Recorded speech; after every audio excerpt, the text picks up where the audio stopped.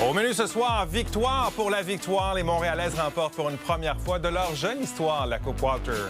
Un coup de sonde confirme un effet fréchette. Bon, rien n'est joué pour le moment, mais quand même une course à trois semble de plus en plus probable.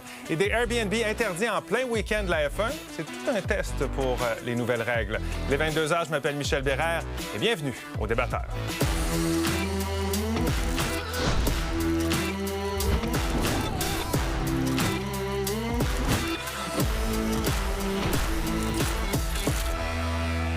Autour de la table, ce soir, on a Frédéric, Maude, François et on en a retrouvé un autre, Jean-Michel. Salut, bonsoir à vous quatre. Tu étais perdu à quelque part sur la planète, j'imagine. Bienvenue à la table. Les mots de l'actualité ce soir, Fred et Maude. Fred, je commence avec toi.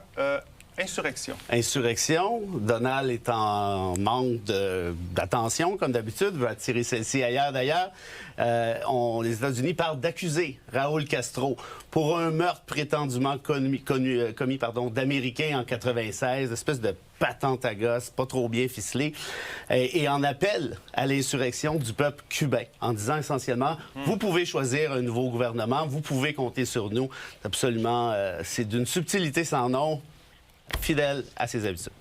Maude, règlement. Oui, règlement, parce que la nouvelle vient tout juste de tomber. Gilbert Rozon a conclu une entente là, avec les Courageuses. Donc, il va payer 930 000 aux 8 femmes qu'il a agressées sexuellement. Il a été reconnu coupable le 31 mars dernier, puis il renonce à porter l'affaire en appel.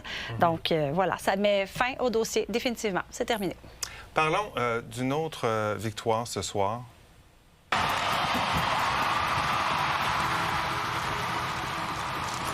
Un moment historique qu'on a vécu il y a quelques minutes à peine, la victoire de Montréal qui vient de remporter leur première Coupe Walter. Elles ont réussi à défaire la charge d'Ottawa au compte de 4-0. On en parle avec la chroniqueuse sportive Geneviève Tardif. Bonsoir, Geneviève. Bonsoir. C'est une page de l'histoire qui se tourne là, pour... en fait, qui s'est jouée ce soir là, pour la victoire. Parle-nous un peu de ce parcours en série. C'est incroyable. En fait, on vient d'assister ce soir au plus grand moment de la Ligue professionnelle de hockey féminin au Québec avec la victoire de Montréal qui remporte la première Coupe Walter de son histoire en 3 ans d'existence. Et parler de ce parcours en séries éliminatoires, on va pouvoir dire que la 3e fois aura été la bonne pour la victoire de Montréal qui se faisait éliminer depuis 2 ans en demi-finale. Et cette fois-ci, elles avaient encore une fois terminé première au classement général en saison régulière. Elles pouvaient choisir son adversaire en demi-finale et elles avaient fait ce choix, quand même, ce pari risqué d'y aller pour le Frost du Minnesota, double championne en titre, la meilleure offensive en saison régulière. Et pourtant, elles ont gagné et ça s'est poursuivi en cette série finale contre la charge d'Ottawa.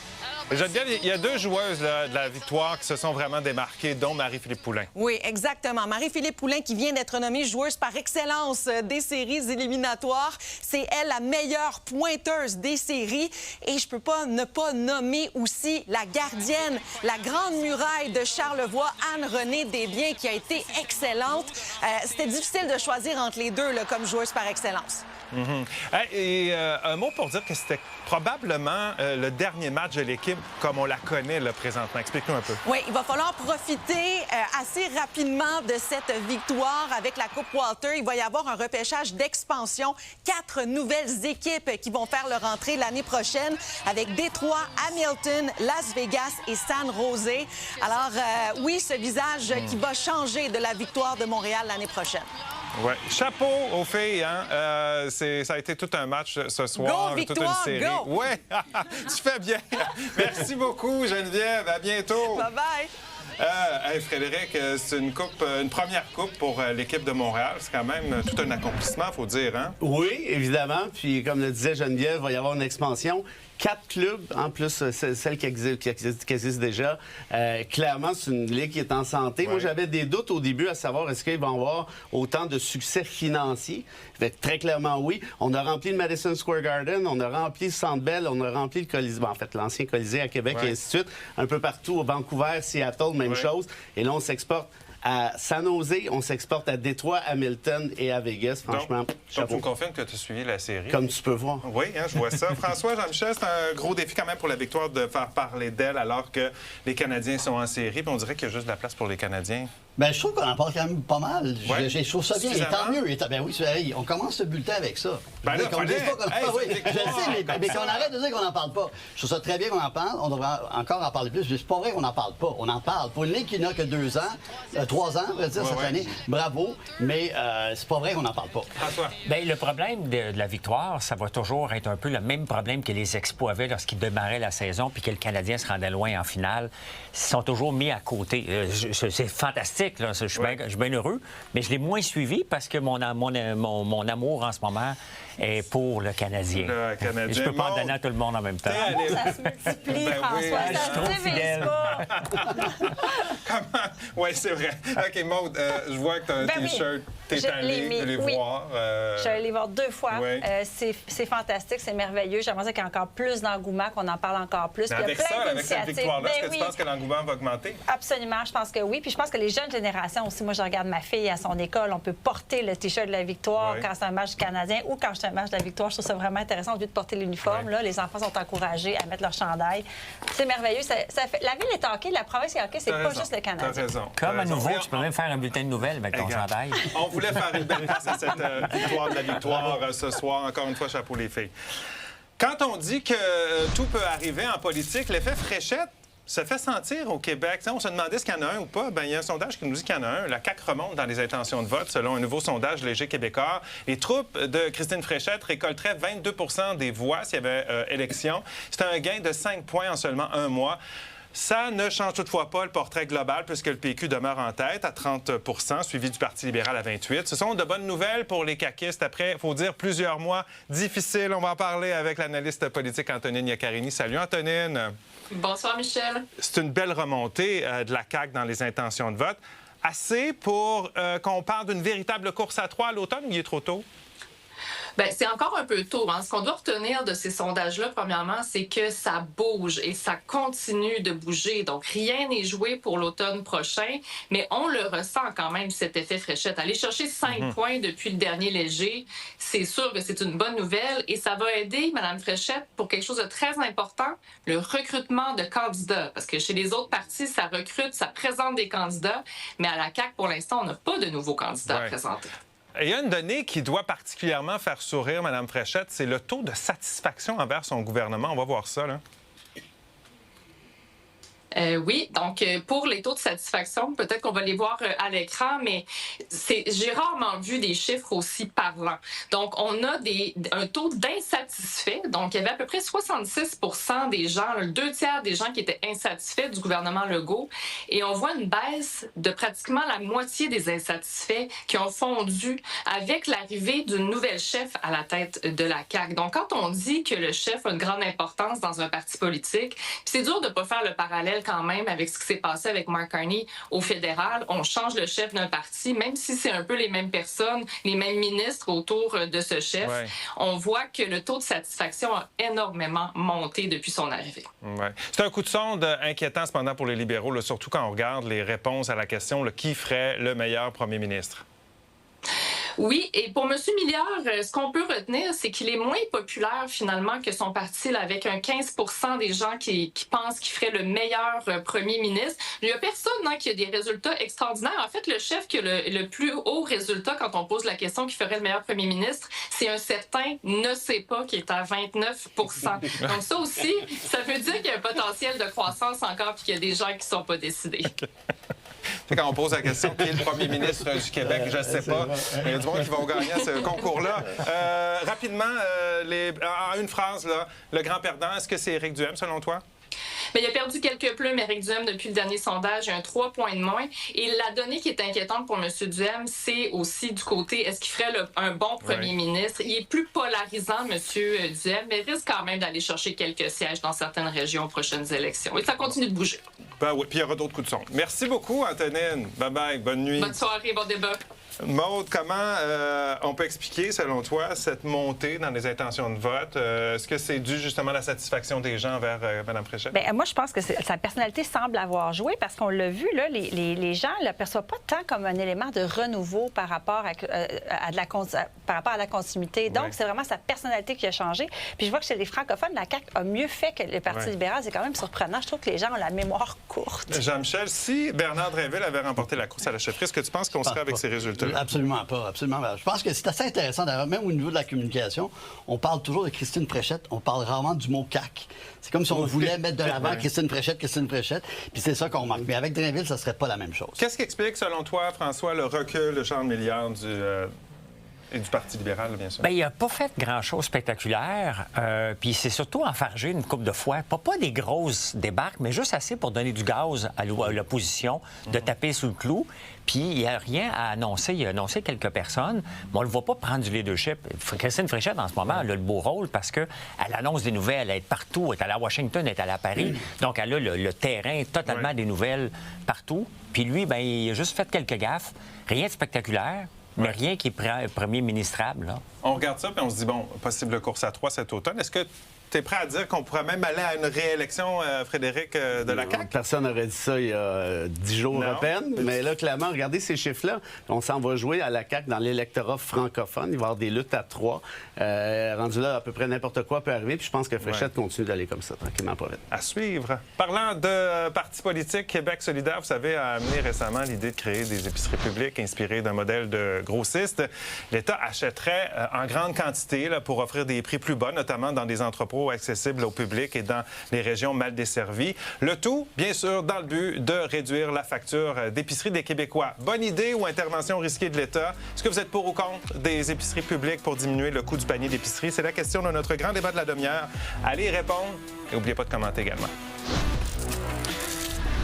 Allez sur la scène internationale, une vidéo publiée sur les réseaux sociaux par le ministre israélien de la Sécurité nationale a soulevé un tollé au sein de son gouvernement, mais aussi à l'étranger. On y voit des militants d'une nouvelle flottille pour Gaza agenouillés et les mains liées après leur arrestation en mer. 11 Canadiens feraient partie du groupe.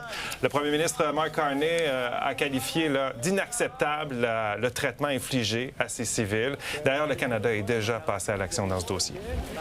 J'ai demandé à mes représentants de convoquer l'ambassadeur d'Israël concernant le traitement odieux infligé aux civils à bord de la flottille. Le Canada a déjà imposé des sanctions contre Ben Gvir et nous allons continuer de faire pression sur le gouvernement israélien pour qu'il s'avise contre ceux qui encouragent la violence. Frédéric, qu'est-ce que tu penses de ces images, mais surtout du traitement de ces militants? Bien, c'est dégueulasse. C'est ça le bon terme. Avec un ministre qui en rajoute. Je suis en contact avec la mère d'une des militantes depuis quelques semaines maintenant. Elle m'a réécrit encore aujourd'hui. Elle dit, je suis capable d'en prendre, mais là, mon cœur de mère, si je réponds à ça. C'est absolument épouvantable. Puis, by the way, là, c'est une violation du droit international à 100 000 à l'heure. Tu peux pas faire un blocus comme ils font là. Puis, tu peux pas, évidemment, à plus forte raison, empêcher une flottille comme celle-là de livrer de l'aide humanitaire quelconque. Fait que double violation, encore une fois, pour Israël. C'est ça. Sont utiles, là, ces évidemment. Évidemment, puis c'est pas de la provocation, là. C'est de l'aide humanitaire, là. Est-ce que tu as l'impression qu'il y a un risque qu'il y ait peut-être un pas de recul par rapport à l'aide humanitaire? Ça pourrait refroidir certaines organisations, certaines personnes, des images comme ça, mais d'un autre côté, ça peut aussi radicaliser l'engagement parce qu'il y a des militants qui vont vouloir peut-être prendre encore plus la parole, aller sur le terrain. Puis c'est sûr que j'ai une pensée pour les journalistes. Là, on le sait, en ce moment, c'est l'un des endroits les plus dangereux au monde où travailler. En effet. Jean-Michel, il y a des voix qui commencent à s'élever d'ailleurs pour dénoncer les façons de faire d'Israël. Bien, par exemple, en Espagne, on commence à jouer une ligne dure avec Israël. Puis Israël qui se targue d'être une démocratie, mais qui fait des gestes clairement antidémocratiques. Donc, doit faire mieux, doit absolument faire mieux, mais ne pas oublier que ce sont des faucons, Netanyahou et sa gang. Et dans le pays, il y a beaucoup de protestations aussi à l'interne. Est-ce que, François, tu es d'avis que le Canada est assez sévère envers Israël ou pas?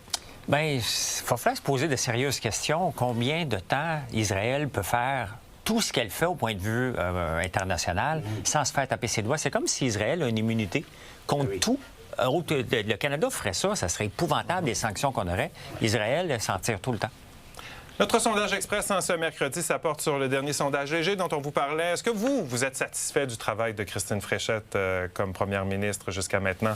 Allez répondre à la question pendant la pause. On aura les résultats au retour. Également, une trentaine de personnalités publiques, dont Pauline Marois, demandent au gouvernement de mettre en place un grand sommet national sur l'itinérance. On vous donne plus de détails un peu plus tard. Alors, est-ce que vous êtes satisfait du travail de Christine Fréchette jusqu'à maintenant? Vous avez répondu oui à 64 % et non à 36 %. Si elle voit ça ce soir, elle est probablement encore plus contente de son travail. Faites un screenshot, envoyez ça.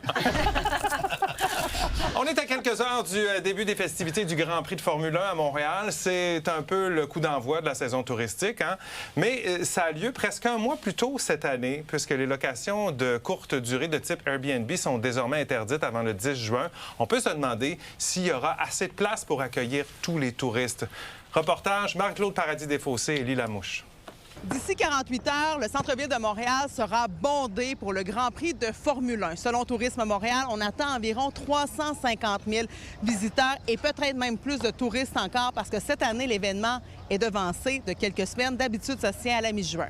C'est le week-end le plus achalandé. Il y a quand même un engouement certain. L'organisme estime qu'il faudra loger entre 175 000 et 200 000 visiteurs pendant le Grand Prix pour une durée de 4 à 5 jours.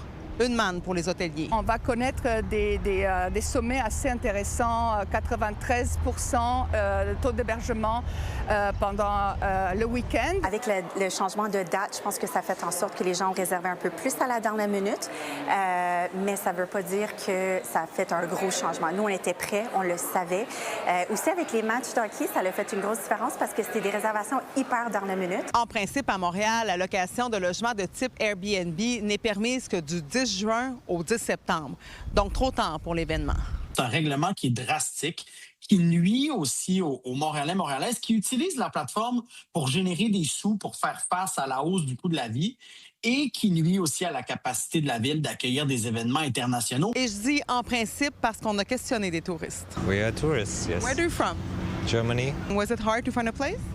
No, well, we found an Airbnb apartment, very well connected with metro. But you know it's illegal right now. Oh, I don't know, there were many. On a aussi fait le test et l'offre est là malgré l'interdiction. On est au courant qu'il va en avoir. Il n'y a pas de tolérance qui va être tolérée au niveau de la Ville de Montréal. Notre équipe est sur le terrain et va intervenir. Le tourisme à Montréal, c'est pas vrai que c'est seulement du 10 juin au 10 septembre annuellement. Les gens veulent venir voir des festivals d'hiver. Les gens veulent venir voir les couleurs en automne. Est-ce que l'administration Martinez-Ferrada est prête à revoir son règlement municipal et à l'assouplir pour répondre à la demande des touristes, sachant que le Grand Prix de Montréal va se tenir en mai au moins jusqu'en 2035? À Montréal, Marc-Claude Paradis-Desfossés pour Nouveau Info. Frédéric, est-ce que les règles contre la location à court terme sont assez sévères, selon toi? Je pense pas. Puis aussi, il y a une question d'application de ces mêmes règles-là. Est-ce qu'il y a assez d'inspecteurs? Avec la pénurie du logement, hein, on le sait, Airbnb est un des facteurs importants à cet effet-là, particulièrement quand il y a des événements comme ceux-là, bien entendu, dans des métropoles comme eux. Qu'est-ce qui explique, selon toi, François, que les propriétaires continuent de mettre leur logement sur Airbnb malgré les règles? C'est que la demande est trop forte? Bien, probablement que la demande est tellement forte, puis ils doivent se dire, bien, regarde, il y a de l'argent à faire, parce qu'il y a 93 % d'augmentation, d'occupation. Mais il reste que moi, je suis totalement contre. Dans des grands événements comme ça, les gens voyagent. Même la plupart des Québécois, on devrait faire un sondage express, là, la prochaine fois. Vous allez voir que c'est probablement 60 % des Québécois, quand ils voyagent, qui utilisent Airbnb. Exactement. Puis nous, on dit aux gens, bien non, ici, nous autres, on ne veut pas que tu utilises ça. Jean-Michel, tu as déjà eu des logements sur Airbnb. Le mien, d'ailleurs, c'était pas des logements. C'était mon appartement. Tout. Je vais commencer quand même. Moi, je pense que je suis pas d'accord avec Frédéric. Les règles, tes autres travers un peu. Tout ça est ridicule. De blâmer la crise du logement sur la multinationale Airbnb, c'est parfait pour les gouvernements. Mais si tu es propriétaire de chez vous, puis des fois tu voyages dans l'année, de le louer 30 jours ou 45 jours dans l'année, c'est juste correct. C'est pas vrai que ça enlève un appartement à quelqu'un parce que tu habites là. Ça aide le tourisme. On veut valoriser le tourisme d'hiver, hors saison, tout ça. C'est un truc un peu ridicule. Oui, des trucs à 100 consacrés à ça. Mais sinon, c'est pas vrai. Il m'a même pas laissé lui demander est-ce qu'on devrait changer les règlements. Je pense le règlement est ridicule. Et il prend ça personnel. Oui, je prends ça. Je suis toujours un peu sensible. Je me calme. Rappelons qu'il y a eu une amende à payer. Oui, et que j'ai payé. Et j'ai payé. Bon, alors, tout est clair, tout est sobre. À chaque fois que j'ai loué, c'était légal. OK, là, légalement, il faut que je m'en aille à la pause. Vous avez des commentaires à partager, des idées de débat, voyez mon adresse apparaître. Vous avez envie de revoir ça? Allez sur Crave. Salut!